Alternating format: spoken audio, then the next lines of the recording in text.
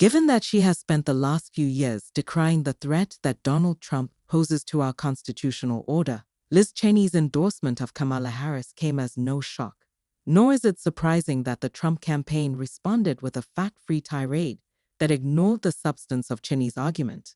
But that doesn't mean the former Republican Congresswoman's case for Harris is entirely convincing.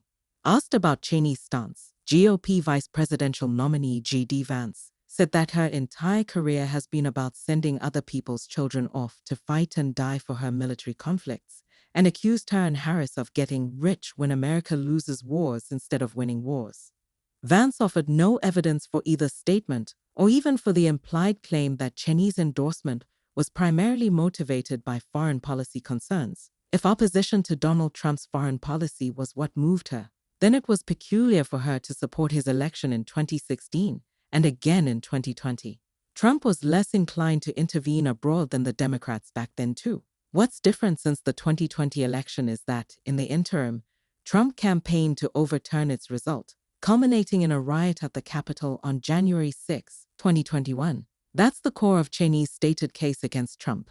Her political trajectory during the Trump years has been the opposite of Vance's. She supported Trump even while Vance was likening him, in private, to Adolf Hitler. Now the two have switched places. Vance's shift has worked out well for his career, to say the least. It got him into the Senate, and then onto a presidential ticket. People who are appalled by his turn see him as a cynic who believes in nothing. I suspect, though, that he genuinely believes that what he is doing now will ultimately benefit Americans. Cheney has evidence for the sincerity of her move.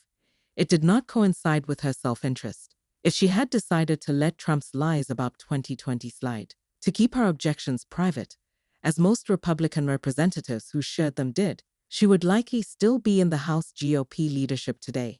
Instead, she voted to impeach Trump and served on a committee to investigate the events leading to the Capitol riot. It cost her what had been a safe House seat and led to such intense hostility from Republicans that leading members of her party did not hesitate to launch absurd personal attacks against her. Very few people in our politics have been as willing to pay such costs for something they believe. Cheney's hits against Trump land. There are, however, two holes in her argument for Harris. The first is the inevitable gap between the circumstances of the individual voter and those of the country as a whole. The country faces a binary choice between Trump and Harris, but the individual does not.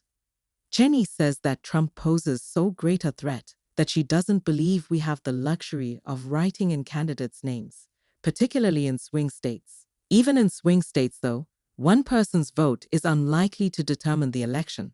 If that person objects to both major candidates, why not use legal means to express that view? The more important problem is that Cheney, while professing her continued conservatism, sidestepped conservative concerns about Harris in her endorsement.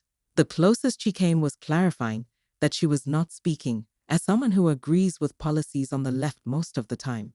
As she describes it then, she has mere policy differences with Harris, but grave constitutional objections to Trump. That framing makes her choice too easy. Harris has endorsed term limits for the Supreme Court. What that means, according to the leading Democratic bill on the subject, which has occasioned no whisper of disagreement from Harris, is stripping Chief Justice John G. Roberts Jr. and Justice Clarence Thomas of their ability to take part in most constitutional cases. What's more, it means doing so without constitutional amendment. Never mind that the Constitution says that federal judges hold their offices for life unless they are impeached and removed by Congress. A supermajority of Senate Democrats, including their leader, Charles E. Schumer, NY, has also sponsored legislation to force the courts to violate Supreme Court rulings. These would be radical and dangerous changes in our form of government. Someone with a conservative view of the Constitution, as Cheney insists she is, should also be alarmed by the goal of this change, the destruction of the court's conservative supermajority. Even if that goal were pursued by normal means, such as judicial appointments, most conservatives rightly find it inimical to the Constitution.